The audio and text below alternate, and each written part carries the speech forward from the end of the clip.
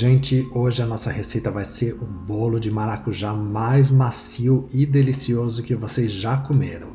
E como vocês sabem, eu sempre gosto de levar a polpa do meu maracujá na panela e dar uma aferventada só para fazer a semente soltar um pouco mais fácil.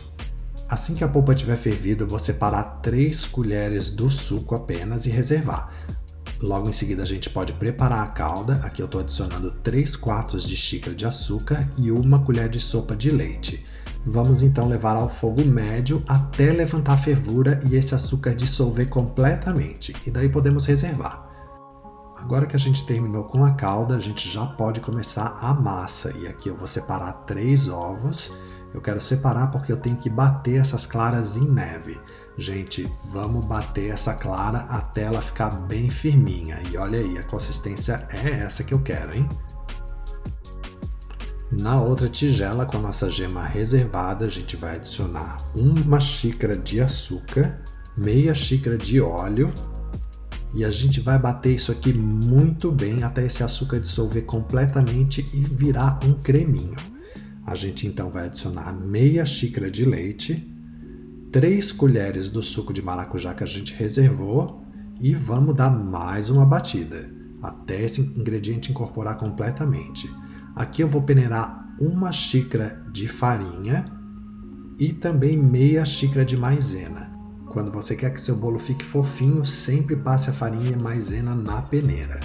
E aqui eu vou adicionar 1 pitada de sal. E agora a gente já pode bater tudo. Vamos bater muito bem essa massa. Vou adicionar meia colher de sopa de fermento para bolo e vou misturar tudo na mão. Não precisa mais da batedeira. E agora a gente já pode acrescentar as claras batidas à nossa massa. E a gente não quer bater, gente. Vamos só incorporar levemente porque a gente quer esse bolo macio, fofinho, hein? E é isso aí, tá pronta a nossa massa. Agora eu vou transferir para uma forma que eu coloquei papel manteiga. Eu prefiro com papel manteiga que fica mais fácil para desenformar depois. E a gente vai levar para assar, forno 170 graus por 30 a 35 minutos. Ou até um palitinho sair limpinho.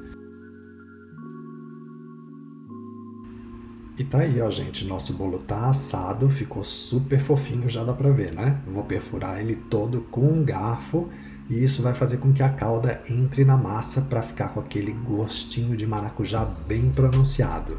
Gente, estão gostando do vídeo? Dê a curtida de vocês. Se você é novo aqui no canal, não se esqueça, gente, se inscreva, vocês vão receber todas as semanas receitas como essa.